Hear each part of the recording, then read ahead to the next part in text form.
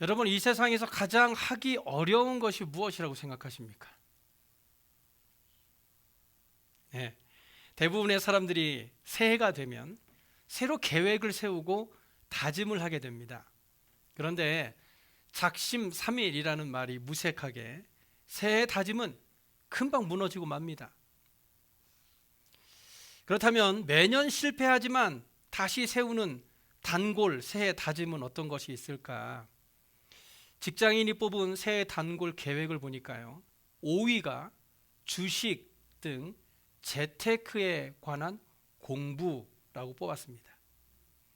4위는 이직, 내가 올해는 이놈의 직장을 꼭 그만둬야지 하는 것이고, 3위는 독서 혹은 자기계발이고, 2위는 다이어트. 그래서 한 해 동안 헬스장 등록률이 1월에 가장 높다고 합니다. 올해는 꼭 살을 빼고 말 거야 하면서 짐에 등록을 하고 운동을 하기 시작하는 것이죠. 영예외 1위는 운동 및 체력 관리라고 합니다. 올해는 꼭 꾸준하게 운동해서 건강하게 살아보자 하고 운동 계획을 한다고 하죠. 하지만 여러분 어떻습니까? 여러분의 새해 계획은 잘 진행되어 가고 있습니까? 아직까지는. 예, 안타깝게도 대부분의 사람들은 1월이 가기 전에 계획에 실패하는 경우가 대부분이라고 합니다. 그래서 이 새해 계획을 지키지 못한 이유를 분석해 보니까 4위는 체력 부족이라고 합니다. 뭔가를 시작해 보려니까 몸이 따라주질 않는 겁니다. 3위는 구체적인 계획을 세우지 못해서라고 합니다. 아무런 계획도 없이 그저 무작정 시작을 하니까 실패를 하게 된다는 것이죠. 2위는 시간이 없어서라고 합니다. 무언가를 하려면 시간이 필요한데 하루 종일 바쁘게 지내다 보니 세운 계획을 실천할 시간이 없다는 것이죠. 그리고 영예의 1위는 의지가 부족하다는 것입니다. 무언가를 이루려면 웬만한 의지를 가지고서는 안 되죠. 무언가 새로 바뀐 삶을 사려면 삶의 방식을 바꿔야 하는데, 그동안 살아왔던 삶의 방식을 바꾸는 것은 소위 독한 마음을 먹지 않으면 절대로 바꿀 수 없기 때문에 며칠을 실천하다가 피곤하고 시곤이 없다는 핑계로 결국 실패하고 만다는 것입니다. 그런데 우리가 실천할 수 있는 것 중에 가장 실천하기 어려운 것은 무엇일까? 제가 생각하기에 우리가 실천하기에 가장 어려운 것은 바로 모든 사람을 사랑하는 것인 것 같습니다. 이 몸으로 실천하는 것은 소위 독한 마음을 품고 하면 되는데, 사랑하는 것은 우리가 아무리 강한 의지가 있다 할지라도 이 마음에서 우러나오지 않으면 불가능하기 때문에 사랑하는 것이 가장 어려운 것 같습니다. 사람이라는 존재는 절대로 혼자 살아갈 수 없습니다. 항상 주변의 사람들과 어울려 살아가야 하죠. 그래서 어떤 사람이라도 이 이웃과의 관계를 통해서 살아가야만 하는 것이 우리들의 인생입니다. 우리나라 말에 이웃 사촌이라는 말이 있죠. 저는 이 미국에 살면서 이 이웃 사촌이라는 말을 참 많이 공감하면서 살아가고 있습니다. 멀리 떨어져 있는 가족보다 어쩔 때는 가까이에 있는 이웃이 더 큰 힘이 될 때가 많이 있습니다. 그래서 피 한 방울 섞이지 않은 이웃이 가족보다 더 따뜻하게 느껴질 때가 얼마나 많은지 모릅니다. 그런데 그런 이웃들도 전부 다 좋은 이웃만 있는 건 아니죠.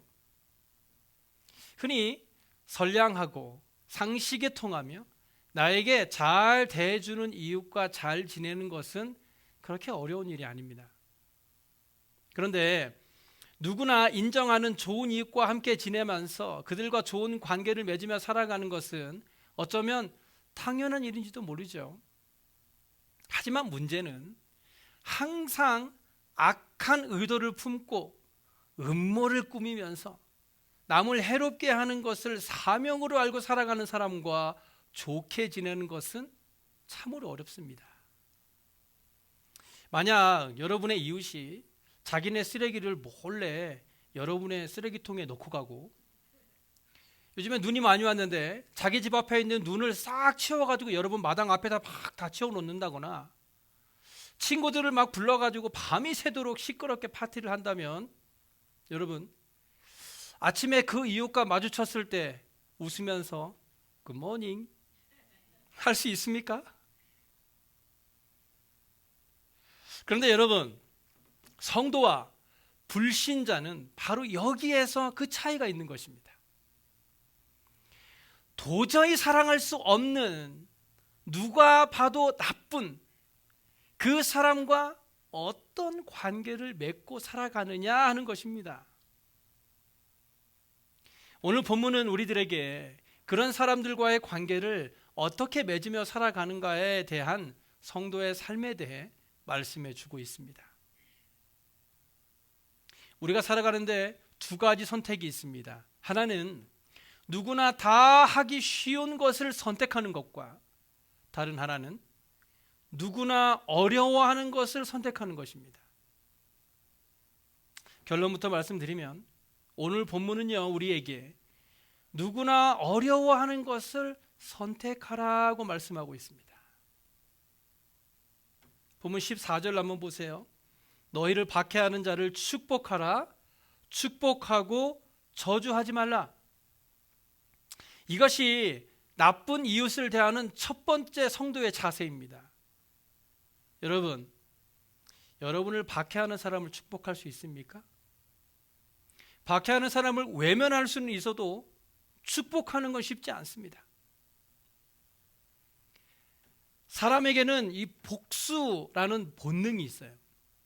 즉, 누군가 나에게 선을 베풀면 그것을 또다시 은혜로 갚아주려는 선한 복수가 있고, 만약 어떤 사람이 악한 일을 나에게 한다면 그것 또한 똑같은 것으로 갚아주고자 하는 복수하는 마음이 누구에게나 다 있습니다. 출애굽기 21장 24절 이하를 보시면, 눈은 눈으로, 이는 이로, 손은 손으로, 발은 발로, 된 것은 된 것으로, 상하게 한 것은 상함으로, 때린 것은 때림으로 갚을지니라 라는 말씀이 있습니다. 그래서 복수를 좋아하는 사람들은 이거 봐라, 하나님도 받은 대로 돌려주라고 했다. 그런데 생각해 보면요, 이 복수라는 것은요, 받은 대로 돌려주는 사람은 아무도 없어요. 만약 어떤 사람에게 손바닥으로 뺨을 한 대 맞았다면 그 뺨 맞은 사람은 어떻게 합니까? 주먹을 꽉 쥐고 가가지고 그 사람의 턱을 돌려버립니다. 오죽하면 되로 받고 말로 준다라는 말이 생겨났겠습니까? 그래야 속이 시원해요. 그래서 여기 출애굽기에 나타난 이 말씀을 오해해서는 안 됩니다. 이 말씀의 뜻을 제대로 알지 못하는 사람들은 구약 성경은 잔인하다, 어떻게 상대방의 눈을 상하게 했다고 똑같이 가서 상대방의 눈을 상하게 할 수 있겠느냐, 하나님은 참으로 잔인하다라고 얘기합니다. 하지만 당시에 이는 이로, 눈은 눈으로 라는 율법은 최고의 자비로운 방법이었어요. 왜냐하면 보통의 사람들은요, 누군가 자기의 눈을 상하게 했다면 그 사람에 대한 복수심에 불타서 그 사람의 한쪽 눈뿐만 아니라 두 눈까지 덤으로 다리 몽둥이 하나를 부러뜨려야 마음이 시원했던 거예요. 이런 복수, 인간의 복수 심리를 알고 계신 하나님께서 악을 더 큰 악으로 갚지 말고 그저 너희가 당한 만큼만 갚아라 라는 복수의 한계를 정해주신 것입니다. 이것이 바로 구약시대에 나타났던 하나님의 사랑의 표현이었던 거예요. 받은 대로만 그대로 갚아주면 된다라는 것이죠. 대한민국의 대표 노래라고 하면 아리랑을 들 수 있죠. 이 노래 가사를 보면요, 아리랑 아리랑 아라리요 하고 그 다음 가사가 뭐예요? 나를 버리고 가시는 님은 십리도 못 가서 발병 난대요. 무슨 말입니까? 님이 나를 버리고 가는데 갈 테면 가라? 갈 테면 가라? 하지만 가긴 가지만 나를 버리고 가는 너는 반드시 십리도 못 가서 발에 병이 날 것이다. 그래야 내게 속이 시원할 거다. 나를 버리고 갔으니 어디 잘 되나 보자. 네가 망하는 꼴을 내가 보아야 속이 시원하겠다라는 말 아닙니까? 이런 마음을 누구나 가지고 있어요. 지금은 내가 힘이 없어서 너를 어떻게 하지 못하지만 내가 말로라도 저주하겠다라는 이 심보가 우리에게도 너무나 많아요. 운전하다가도 막 저주를 퍼붓죠. 여러분, 욕을 안 하던 사람들도 운전만 하면 입이 거칠어져요. 그 사람이 이 자리에 없으니 막말을 하는 겁니다. 욕을 하는 거예요. 막 저주를 퍼붓죠. 가다 빵꾸나 나라 막 이렇게. 그런데 오늘 본문에서는요, 예수 그리스도를 믿는 성도들에게 전혀 다른 삶의 모습을 요구하고 있어요. 너희를 박해하는 자를 축복하라는 것입니다. 여러분, 이것이 가능한 일일까요? 우리 주님은 말도 안 되는 전혀 불가능한 일을 우리 보고 하라고 하신 것인가? 그렇지 않습니다. 하나님께서는 모든 믿음의 자녀들에게 너희를 박해하는 자를 축복하라고 명령하십니다. 그렇다면 어떻게 해야 그렇게 할 수 있을까? 성경에서는 박해하는 자를 축복하기 위해서는 믿음이 필요하다고 말씀합니다. 왜냐하면 믿음이 있어야 박해를 이겨낼 수 있기 때문이죠. 믿음이 없이는 박해는 고사하고 작은 시비라도 절대로 용서할 수 없습니다. 누가복음 10장 5절을 보시면 예수님께서 70명의 제자를 파송하시면서 이런 말씀을 해요. 만일 평안을 받을 사람이 거기 있으면 너희의 평안이 그에게 머물 것이요 그렇지 않으면 너희에게로 돌아오리라. 이것은 전도할 때 그 집이 어떤 가정이든 들어가게 되면 가장 먼저 그 집을 위해 축복하라는 것이죠.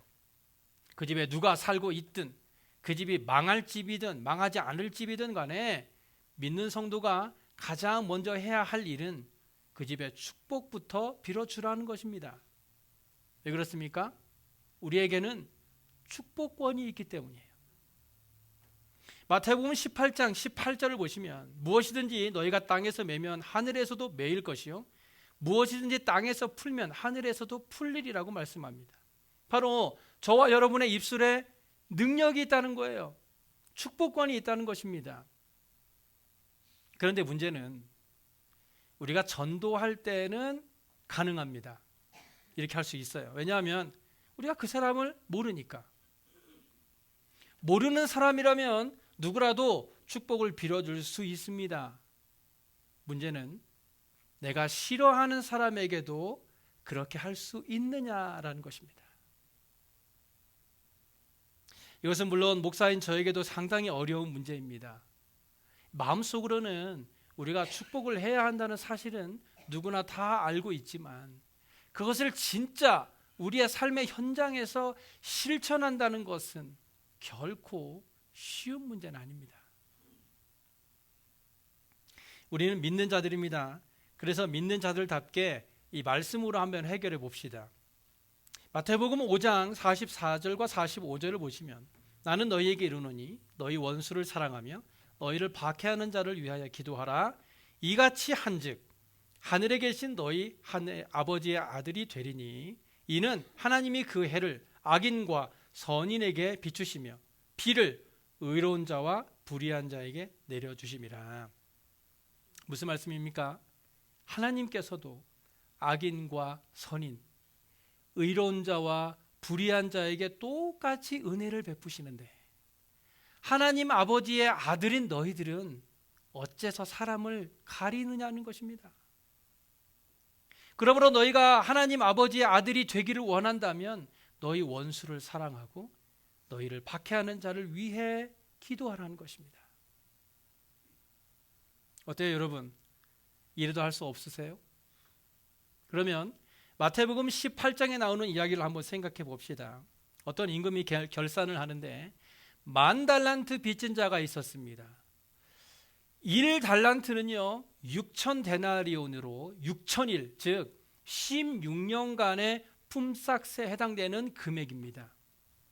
요즘 화폐 가치로 환산한다면 하루 일당을 100불 정도로 계산했을 때 1달란트는 60만 불쯤 된다고 볼 수 있습니다.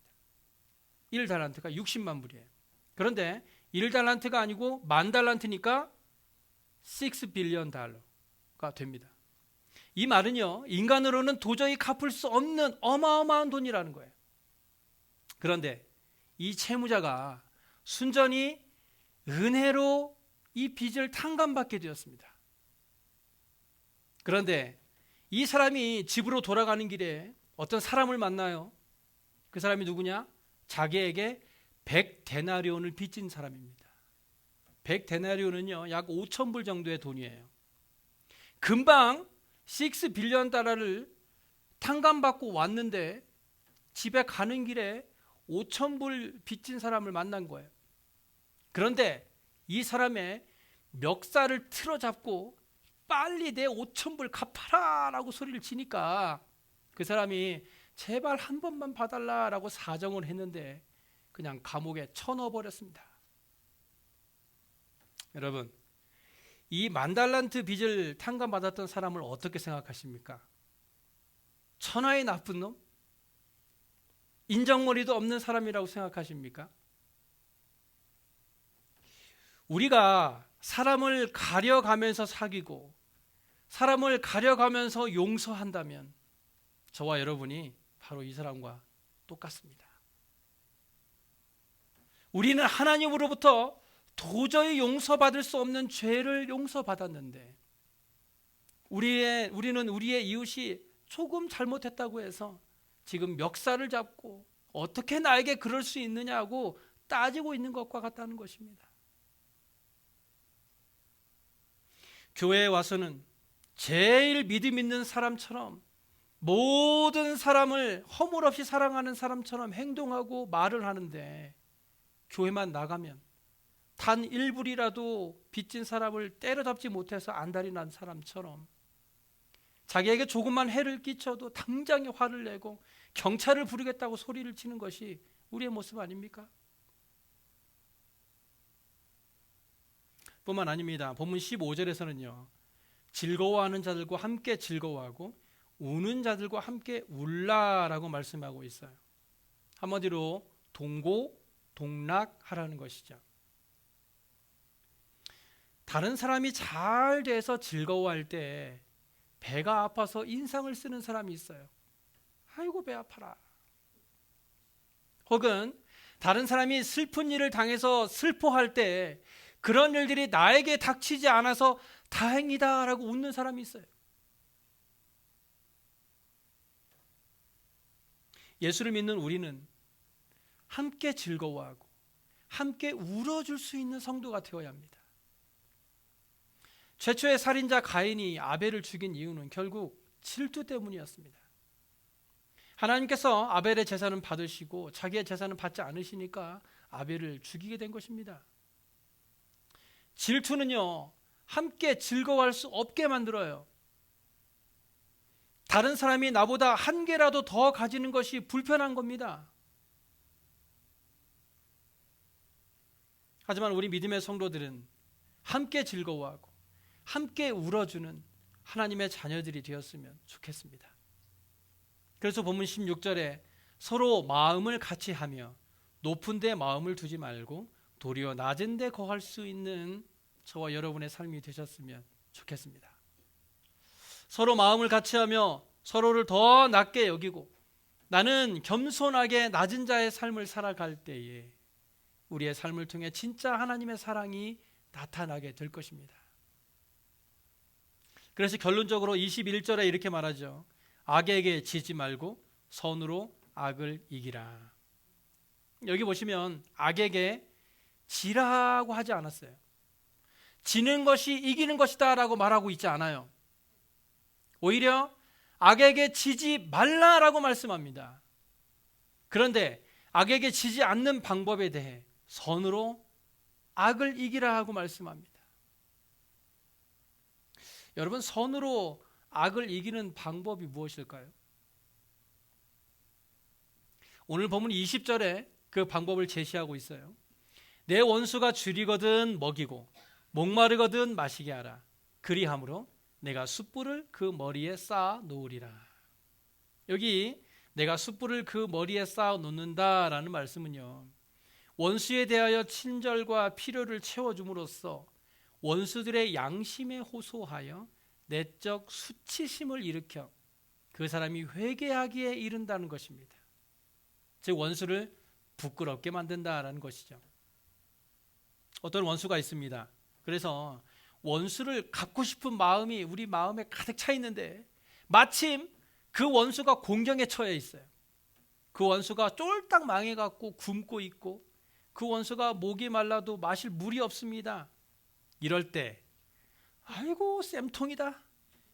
나를 그렇게 못살게 굴더니 이제 어디 네가 한번 당해봐라 라고 고소할 법도 한데 오히려 이 사람은 배고파하는 원수에게 먹을 것을 갖다 줍니다.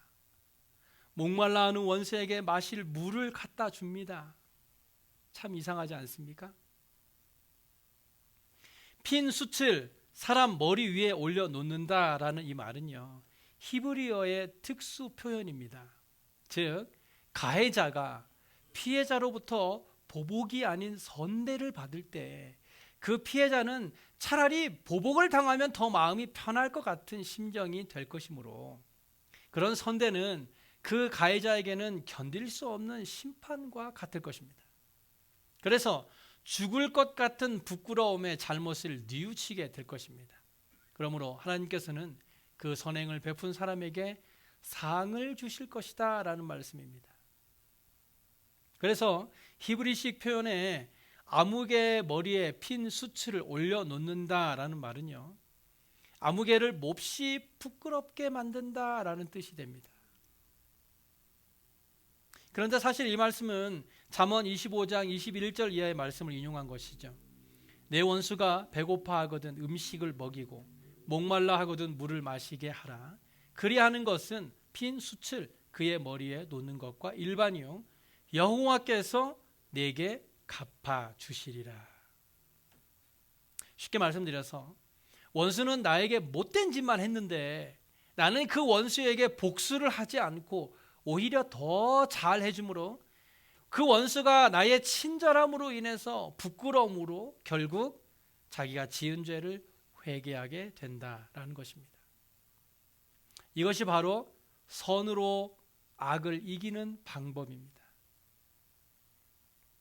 나에게 잘해주는 사람에게 나도 잘해주고 나를 미워하는 사람을 미워하는 것은 누구나 할 수 있는 쉬운 일입니다. 하지만 우리는 어려운 것을 선택해야 합니다. 나를 미워하고 사사건건 내가 하는 일에 트집을 잡는 사람에게도 미소를 띄우며 오히려 자비를 베푸는 모습, 그래서 그 사람의 머리에 숯불을 쌓는 삶의 지혜가 있었으면 좋겠습니다. 저와 여러분은 예수 믿는 사람들이기 때문에 세상 사람들도 다 하는 쉬운 선택을 하지 않고 그들은 절대 할 수 없다고 말하는 어려운 선택을 할 수 있기 바랍니다. 우리가 선으로 악을 이길 때 하나님께서 우리에게 대신 갚아줄 줄로 믿습니다. 그러므로 우리가 도저히 용서할 수 없는 사람이라 할지라도 선으로 악을 이기라는 하나님의 말씀에 의지하여 그들을 더 사랑하고 그들을 더 용서하고 그들에게 더 큰 자비함으로 갚아줄 때 하나님의 넘치는 은혜와 평강의 복이 가득 흘러 넘치는 저와 여러분의 삶이 되시길 간절히 소원합니다. 기도하겠습니다.